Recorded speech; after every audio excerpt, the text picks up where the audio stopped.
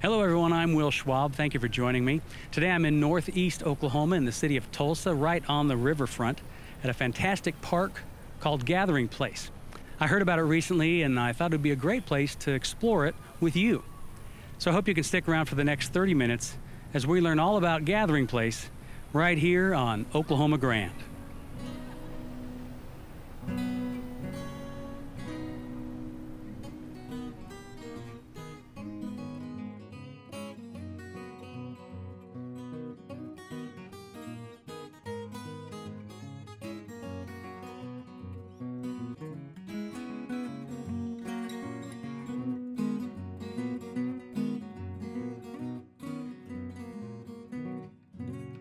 Well, to begin our tour, I found someone that I think knows quite a bit about the park. Why don't you introduce yourself?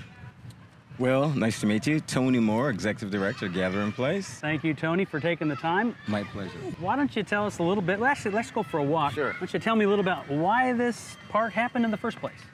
So, this park started a while ago, probably about 10 years, honestly. Oh, wow. And George Kaiser, as in the George Kaiser Family Foundation, he felt the need that Tulsa needed an iconic place, an institutional and must-see, a place of unity that would kind of draw all Tulsans together. Now, do you know why Kaiser had an affinity for Tulsa? Well, he's from Tulsa. Okay. Oh, yeah, see, I didn't know that. Born and grew here, and this is his hometown. And so 10 years ago, the idea starts floating around. When did it start taking shape? So the idea started, and we're so close to downtown Tulsa, and typically with such proximity to the city, there's just not land available. Sure, So it took a while for the acquisition of the land by the foundation, and then after that, it was, look, we need somebody to build this park. And Back to the land. How much land are we talking? 100 acres. 100 acres. Wasn't under one singular ownership, so it was different sets of ownership. But that was the goal, accumulate 100 acres. That was the goal. They knew it needed to be big enough and still have some room for expansion. And by the way, what you're seeing now is phase 1 of 2. So I didn't know that either. There's a little bit more to come. So okay. So what are we looking at right behind you? So you're in the Chapman Adventure Playground area. It's 5 acres of play. And it's designed from toddlers right up to about age 12. Okay. And so that's the beauty about the range in which it offers for all their guests. So stroller moms is a favorite place to hang out. You'll see a lot of strollers here. It's looking like an amusement park, not like a nature park or a... It is. City park, I guess. We often say it's more than just a park. And this 5-acre adventure playground, I could put turnstiles on it and charge admission all day long. It looks like This is a theme park in every definition of it. But that's just the cool thing about Gathering Place. There's so much to do. And you can see the towers in the far back, the climbs, like 6 different towers that kids can, and within each tower there are play elements as well. Stairways that take you up, you have theaters, you have chairs at the top. Literally, we can program that and they can do different programming activities. And so you got experts from all over the world. All over the world. Well, we'll heavy focus on Germany, to be honest. Yeah? And you may say, why Germany? Yeah, why Germany? 1, it's well built.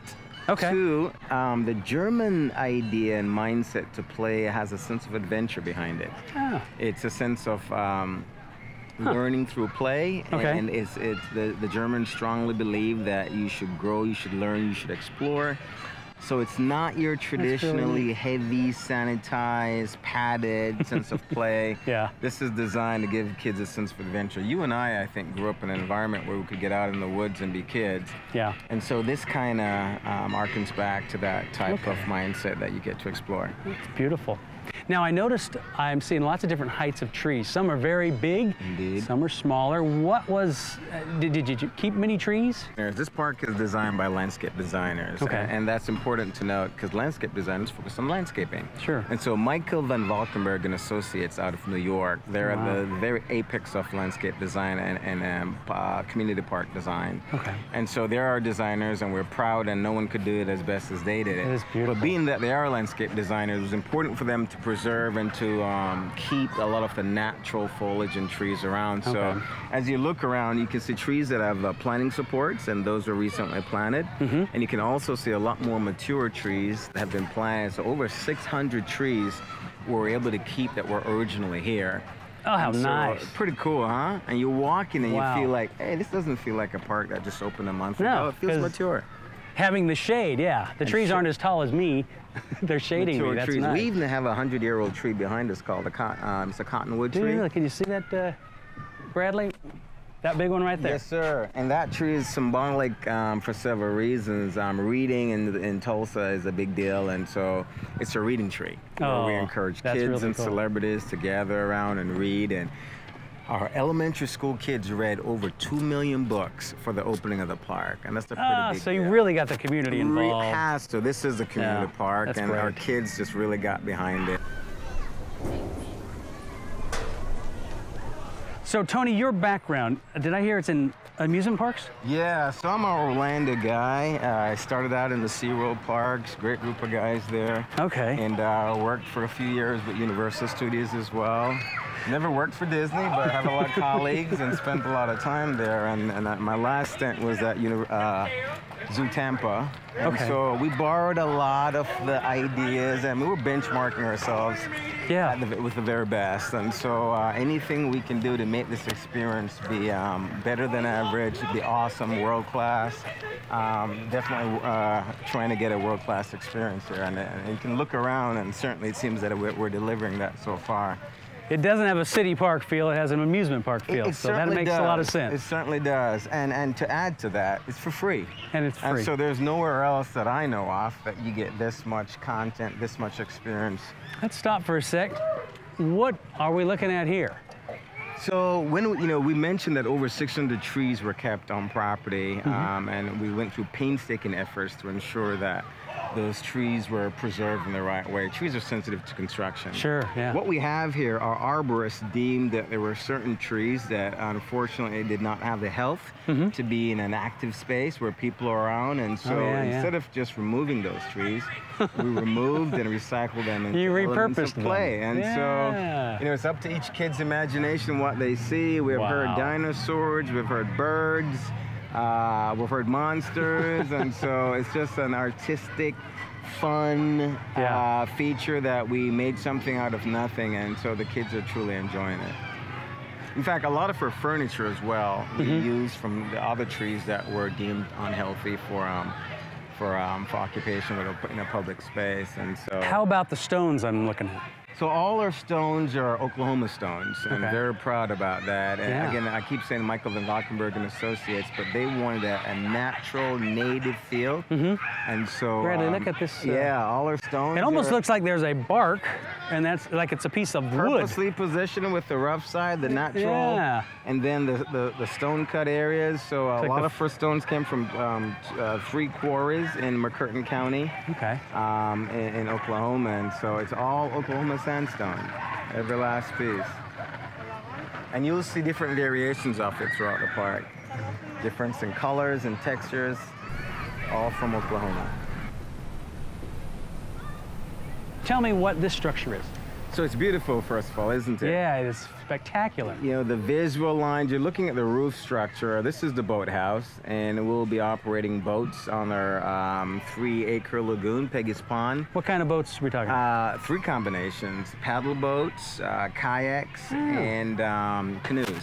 Okay, and you'll be able to rent them whenever you come to the park? Yeah, it's actually going to be free. You know, we're proud to say That's almost fantastic. everything here. Now, it's free for the guests, but obviously somebody paid for it, and we had over 100 donors that gave in That's a very wonderful. generous manner to make this happen. So you got a boathouse, but there's other stuff going on. So first you have to draw attention to the roof line. It's designed by a company named Chrysler out of San Francisco, and very artistically designed. And if you think it's beautiful now, you should see it at night once it lights up. Really? To the right of the boathouse is a restaurant called the Vista. Oh. And this is also one of the highest elevations in the park. From ground level, street level, it's about almost 60 feet on the back end. Now, Vista, is this a snack bar? You said a restaurant. Yeah, it's a restaurant. So I like to call it elevated casual dining. Okay. Meaning it's casual dining, but you walk in and you feel like you're in a high-end location. And again, we pride ourselves in saying how cool that you can sit in a space like this and have an affordable meal. And that looks out onto the river? Looks out on the river, river. It looks out on the Great Lawn where we have our concerts. It looks out on Peggy's Pond. Okay. It gives you a 360 vista all the way around, thus the name Willow Vista.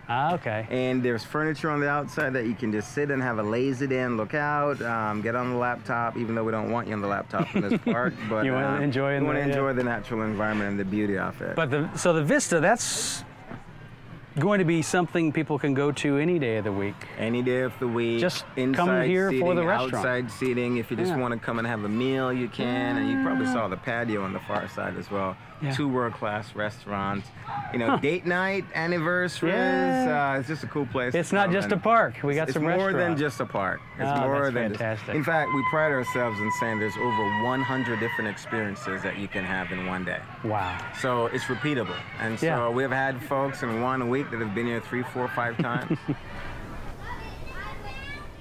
So Tony, this is amazing. What am I looking at? How cool is this? Well, you're looking at everything and anything. Yeah. So even a bird that's being blown on the cage and moving. Yeah. So Mark Dion is a world famous artist that puts together these Cabinet of Wonder. Cabinet of Wonder. Yeah, it dates back to the colonial days when colonial adventurers would bring back artifacts from different environments and put it in the cabinet. Ours is called a Cabinet of Wonder, and so Mark Dion do these installations as an art installation all over the world. And we were so fortunate to get Mark to be a part of this project. And so this space was built specifically for Mark and these type of artistic everything you can imagine. And so he traveled all over the world and collected different pieces of artifacts from a collection board. If you notice, it's not just one piece, there's several different pieces of it. Let's collect oil cans and skulls. Yeah, and he also came to Oklahoma and collected quite a few to bring that native Oklahoma theme. And everything we do, you can see us making it truly Oklahoma. And so now he displays it all, and there's a narrative and a story to all these different pieces. From, you know, this is horse, where the horse came from. A bit of historical reference as well for some of the traps and where they came from. You got a crocodile on the upper level. Right above a quilt, why not? Right above the quilt, you know. So this is an artistic space that people can enter in the boathouse. That's correct. An artistic installation. We have roughly a 3-year contract for visibility here, but it's just so cool. I mean, we may never ever want to take it down. Do you have other art in the boathouse? We're getting some paintings. There will be paintings throughout the boathouse as well, and some of that we will refresh. And we spoke about integrating local artists and making sure that they have an opportunity to display art. And we'll also have display cases with art in there. But the idea about this space, you can be here for an hour and not see it all. There's just so much to see. It's kind of like the park. It really is. You have to go. It's repeatable. You have to return. So it looks like somebody's preparing for a concert. This is our Quick Trip Great Lawn. You have a lower bowl and an upper bowl collectively. About you kind of made an amphitheater. Yeah, it's a natural amphitheater actually. And the sound is awesome regardless of where you stay, just by how the speaker positioned up. So there'll be summer concert series? Concerts, right now, just this, in a month, we had The Roots opened for us. Wow. World famous from the Tonight Show, Tonight Show. We had reggae legends, Marcia Griffiths, Tony Rebel. We have Kirk Franklin coming up here shortly. Just a lot of opportunity here for us to showcase talent, local and national. Yeah. And again, guess what?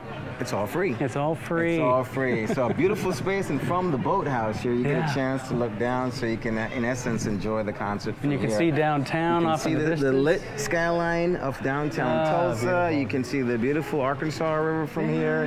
And if you look over to your far right, you have a little bit of our Chapman Adventure Playground. So no reason for us to call this, obviously, the Overlook, because you get to see it all. And right next to it, we have the Vista restaurant. And this gives us a good view of what you'll see at the Vista. You can see the river off there. Indeed. Oh, sunsets are going to be beautiful. And it's beautiful for the sunset, and it gets better as the skyline of downtown Tulsa lights up. I mean, you're almost just shy of 60 feet looking down. And so, important to note, this landscape, the topography initially was all flat. Really? And so everything was built up. And so tons and tons, thousands of tons of cubic yard of soil and dirt had to be brought in, and you have subsoil, then you have port soil, and then you have landscape soil that's nutrient rich for all the plants. So this Peggy's Pond, is that the name? That's correct. This was not here. This has all been created and designed. All been created. This was as flat as a pancake, as Gustavo would say. And we dug Peggy's Pond 3 acres, used some of that soil to offset the elevation. And so, you know, the thing about Michael van Valkenburg, they don't just build ordinary parks. This could have just been an ordinary flat park, but why do so? Instead, we have these elevations and these contours and meandering curves that just adds to the aesthetics and making it pretty cool. It is pretty beautiful. Now I see performers down there. So part of our programming is just adding a sense of random entertainment. I mean, you don't really expect it. You're surprised by it, and it adds content, adds value to your experience. And so it's a sense of engagement where we have random, and you saw the pirates earlier, and now you have a different set of entertainment, just grabbing you, engaging you, talking, having conversations, and designed with a sense of value for both kids and adults. So the park is open till 10 p.m. Open at 9 until 10 p.m. So it's all lit. It's lit at night, over 84 of those poles that you saw. Okay. And had a light engineer come by to figure out foot candles and throw angles and all that good stuff. I'm gonna go over here, Will, and look at this. Now, with this many acres and being open at night, do we have security? We do. 24-hour security, and then we'll also get some help from our awesome Tulsa Police Department that helps us out, and also a little bit of private security as well. Okay. Well, this looks pretty spectacular. This is pretty spectacular. Oh my word! And these were, you guys put these in, right? Yeah. So talk about a sense of arrival, right? Wow. Ordinary parks, world-class parks, I should say, need a world-class sense of arrival and entry. And so on arrival, going through these 2 land bridges, each roughly about just short of 300 feet in length, it's just an awesome sense of arrival. You know, when kids say, Mom, are we there yet? Are we there yet? Yeah. This gives that visual that says, we have arrived. This is Riverside Drive, right? This is the newly opened Riverside Drive. Newly opened Riverside Drive. And pretty cool. You know, land bridges have function because it also allows our guests to cross over towards the river without having to deal with a pedestrian cross with a busy highway. And then sound barriers on the side to help to minimize the roar of the vehicles going by. So in sense, in these areas, it silences the cars. When we walked under that last bridge, I didn't hear this until we got right on it. That was amazing. And as you can see, so the Midland Valley Trail is a historical trail that's been around that you can bike, you can walk, you can jog. So you can take your dog, your cat, you can bike, jog across, and continue across, and you will connect to what will be a gateway bridge that takes you across the Arkansas River. And that's open 24/7? Till 11. It's also on River Park's curfew at 11 o'clock. Okay. But you can see the joggers and the bikers going by and just enjoying the aesthetics. Yeah. California skate parks are one of the best skate and bike designers from your hometown. Yeah. These guys are at the top of their game, and they designed for us 2 awesome bike parks, and then they also designed a skate park. You know, the thing is, one is for skate, one for bike, but skaters and bikers just totally integrate. As you look around, there's a skater maneuvering the pump tracks. So we're getting more athletic here for bigger kids. A little more youthful, bigger kids. Yeah. Anyone who is of the physical ability that wants to come and try, you're not limited by age. Interestingly, we have a beginner and an advanced track. Okay.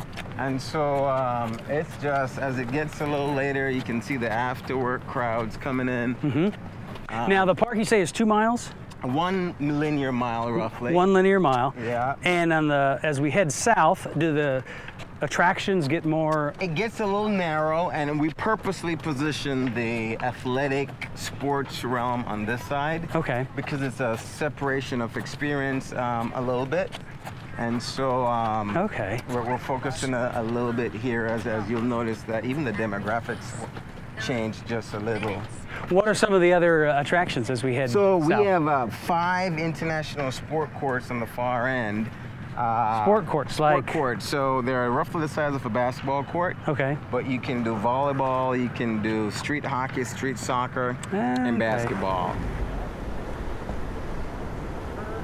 Our parking is designed for convenience. Okay. So we have parking in several different areas throughout the park. You can park at the skate park and skate and get in your car and leave. By specific venues. Specific venues. Okay. Because they're specific experiences. Sure. You can park at the sport court and play a game of hoops, jump in your car and leave.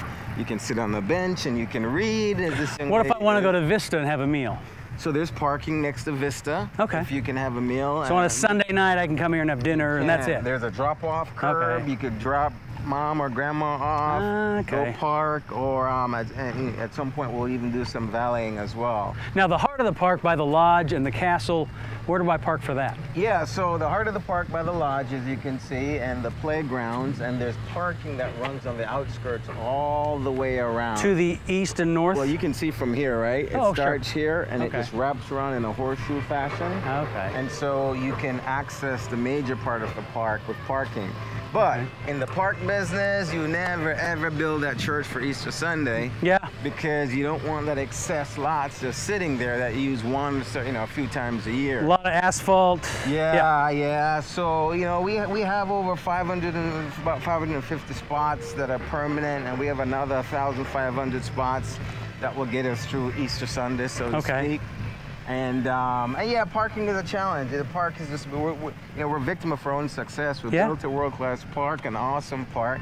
And if I mentioned earlier, folks are not coming just one time for the week. It's a very repeatable experience. There's too much to see here in one time. Too much to see and too much to do. So we're getting that repeat visitation, and they stay.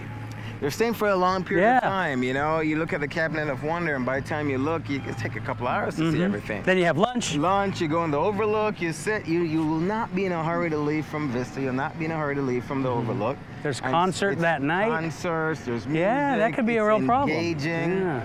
So yeah, we built such a great park, and now we're dealing with how to park it all. So you have remote lots with shuttles when necessary? Remote lots with shuttles, and really what I tell most of our guests is take your time. Yeah. Use the remote lots, get on a shuttle, take your time, get bussed in free of charge. Yeah. When you're ready, the bus runs to the last person leaves, and you get bussed out, and don't fight the traffic at all. And don't park in the neighborhood. Yeah, we don't want to park in the neighborhood. We want to be good neighbors. We want to be great neighbors. I'm just looking at this beautiful scene sitting on this deck in rocking chairs. Pretty cool. That is not your average park. This is not. It's an escape. Wow. It's an escape. It's a staycation. It's a vacation if you want it to be in a multiple. It's everything. It's a nature park. You can come and just look at the beautiful landscapes. 1.2 million plants and I'm shrubs. looking at natural plants. Natural, butterflies. A lot of rustic wildflowers. It's a playground if you want to play. It's a theme park. It's a skate and bike and sport court. It's dining with restaurants, and you've seen the vistas inside the Vista, as well as the boathouse, and don't forget the lodge. The lodge is like a ski lodge on steroids. That was beautiful. I mean, the furniture. I mean, so much to see. From an eco point of view, those are frogs. It means a healthy eco environment. Healthy eco Can you get a shot of those, Bradley? Those are little frogs. And they literally sing at certain times, and it's literally a song around the Peggy's Pond. Wow. Speaks to a healthy ecosystem. It sure does. Look at that. All this construction, and look who's here. Well, Tony, this day has been spectacular. We're sitting here on the deck at Miss Mountain, is that right? This is Miss Mountain. The sun setting. Sun setting. It's an exciting time for Oklahoma. Yeah. Awesome world-class parks being added. Quite a group that came together to make this happen. It really did. Nothing great happened with a singular contribution, and this is Tulsa's community park. But as we said, look, everyone within a 4-hour drive is coming. Yeah. We want our friends from Oklahoma City to come down and see us, and so... Absolutely. Yeah, it's an exciting time for the state of Oklahoma and for Tulsa. So we're pretty fortunate that, it starts with a vision, and George Kaiser himself is where the vision started. He, as I mentioned earlier, he was looking for this iconic place of unity for all of Tulsa, all the communities of Tulsa, and really, it extends a little bit beyond Tulsa. Yeah, I think so. Right? I think so. But it was his idea, and a lot of smart folks, committed folks got behind it, and then a lot of generous folks got behind it. Over 100 donors assisted and said, let's make this happen, and look what we have now. Well, I want to thank you for all the time you gave. Appreciate it. Thank you and all the great information. For this opportunity and for telling the story and allowing us to share the gathering place. You bet. Well, wow, what a day. What a day. I strongly encourage everyone to come on up from no matter where you are in Oklahoma and visit Gathering Place. This is truly an example of something that makes Oklahoma grand.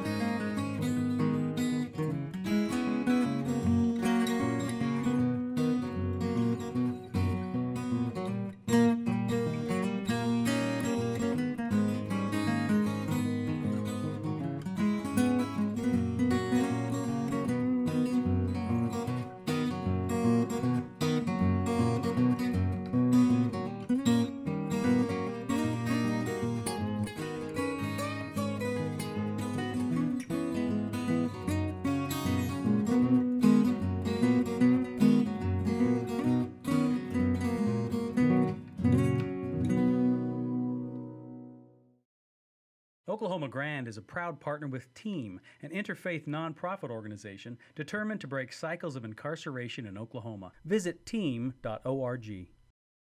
Oklahoma Baptist University, offering a fully online MBA in Project and Energy Management, International Business and Leadership. Visit okbu.edu/graduate. And Producers Playhouse, creative visual communications for Oklahoma since 1997. For more in-depth interviews and additional footage from today's show, visit our Facebook page or oklahomagrand.tv.